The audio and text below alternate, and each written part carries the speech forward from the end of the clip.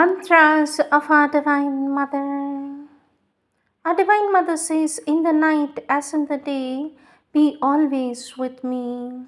In sleep as in waking, let me feel in me always the reality of your presence. Let it sustain and make to grow in me truth, consciousness, and bliss constantly and at all times.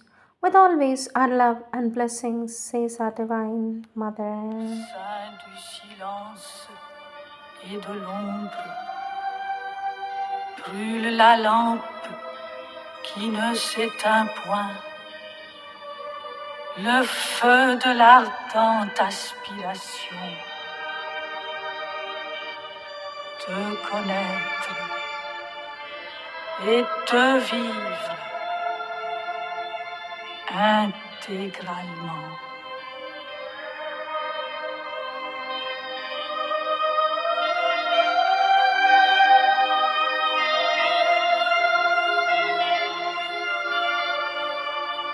In the heart of the shadow, in the bosom of the silence, burns the lamp that can never be extinguished, the fire of an ardent aspiration to know thee and totally to live thee.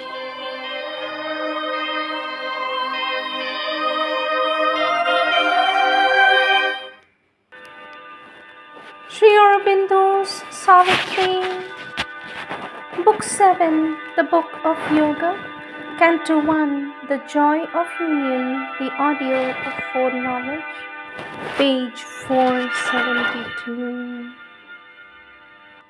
But Satyavan sometimes half understood or felt at least with the uncertain answer of our thought-blinded hearts, the unuttered need, the unplumbed abyss of her deep, passionate want.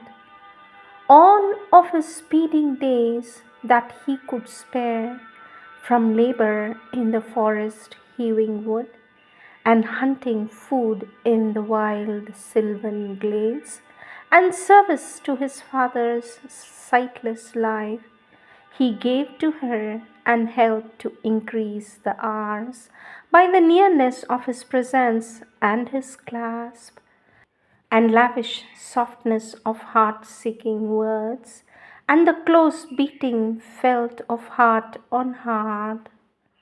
All was too little for her bottomless need. If in his presence she forgot a while, grief filled his absence with its aching touch. She saw the desert of her coming days, imaged in every solitary hour. Although with a vain imaginary bliss of fiery union through death's door of escape, she dreamed of her body robed in funeral flame. She knew she must not clutch that happiness, to die with him and follow, seizing his robe, across our other countries, travelers glad into the sweet or terrible beyond. For those sad parents still would need her here to help the empty remnant of their day. Often it seemed to her the age's pain had pressed their quintessence into her single own, concentrating in her a tortured world. Thus, in the silent chamber of her soul, cloistering her love to live with secret grief, she dwelt like a dumb priest with hidden gods. Unappeased by the wordless offering of her days, lifting to them her sorrow like frank incense, her life the altar, herself the sacrifice.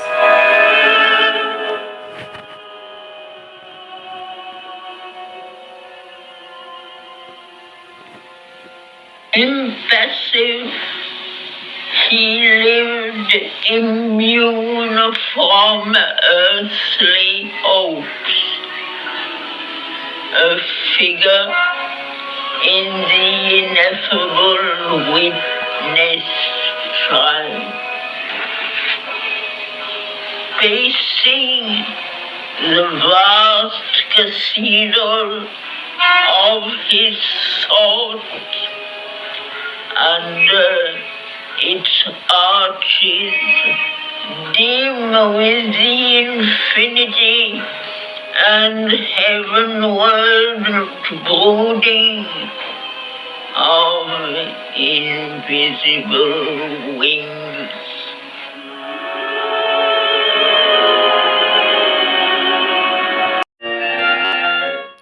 Prayers and Meditations, August 16, 1914.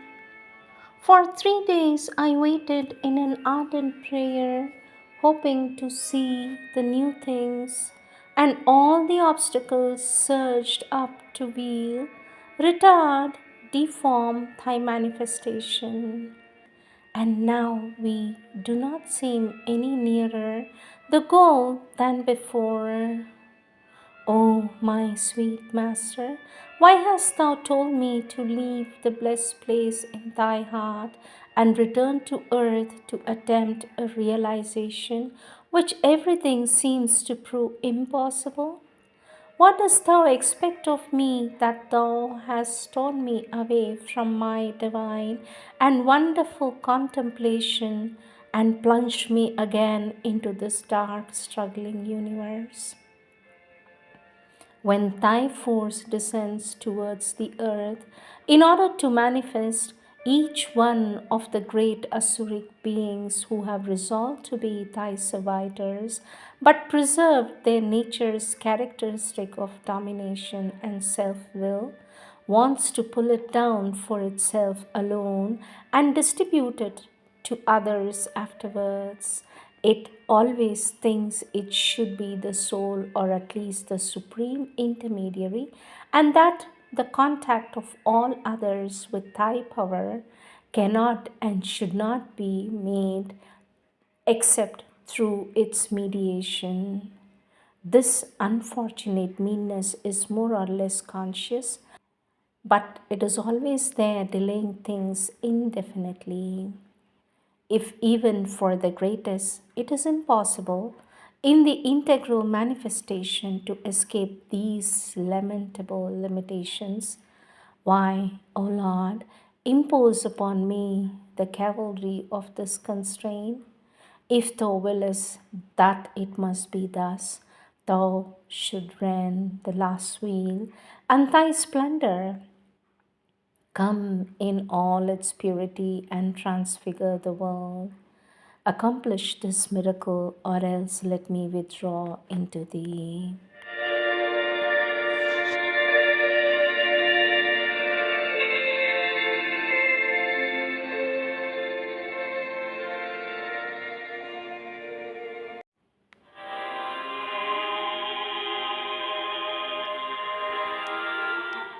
Words of our Lord Sri Aurobindo, taken from the book The Mother with Letters.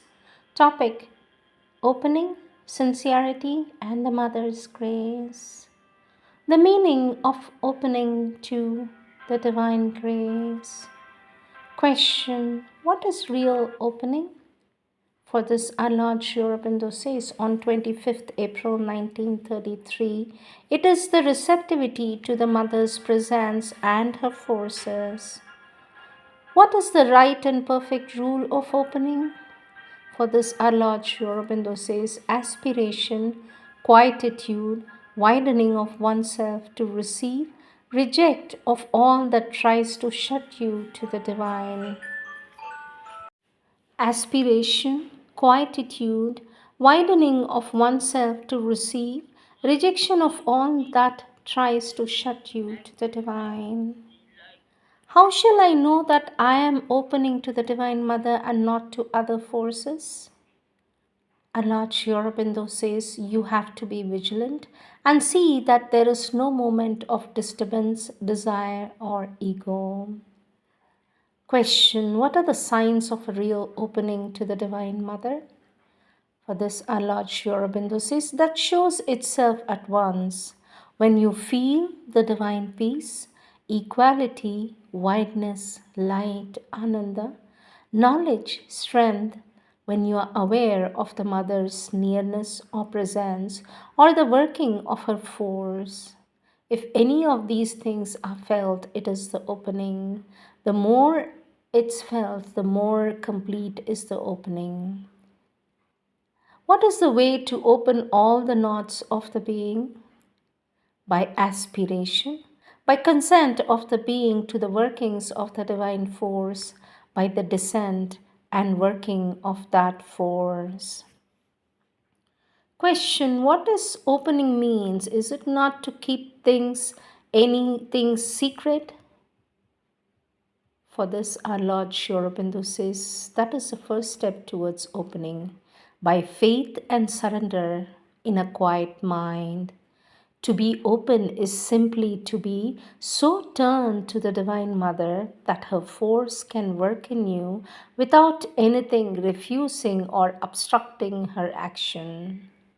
If the mind is shut up in its own ideas and refuses to allow her to bring in the divine light and truth, if the vital clings to its desires, does not admit the true initiative and impulsions that the mother's power brings, if the physical is shut up in its desires, habits, and inertia, does not allow the divine light and force to enter in it and work, then one is not open. It is not possible to be entirely open all at once in all the moments, but there must be a central opening in each part and a dominant aspiration or a will, not in the mind alone, to admit only the mother's workings. The rest will then be progressively done. To remain open to the mother is to remain always quiet, happy, confident, and not restless, not grieving or desponding, to let her force work in you, guide you, give you the knowledge, give you the peace and Ananda. If you cannot open or keep yourself open, then aspire constantly, but quietly you may be open. Question: I cannot understand whether I'm doing yoga. Can it be said that I'm doing your Purna Yoga? For this, our Lord Sri Aurobindo says in April of 1929, everyone who is turned to the Mother is doing integral yoga. It is a great mistake to suppose that one can do the Purna Yoga, that is, carry out and fulfill all the sides of the yoga by one's own effort. No human being can do that. What one has to do is to put oneself in the Divine Mother's hands. What one has to do is to put oneself in the Divine Mother's hands and open oneself to her by service, by bhakti, by aspiration. Then the Divine Mother, by her light and force, works in him so that the sadhana is done.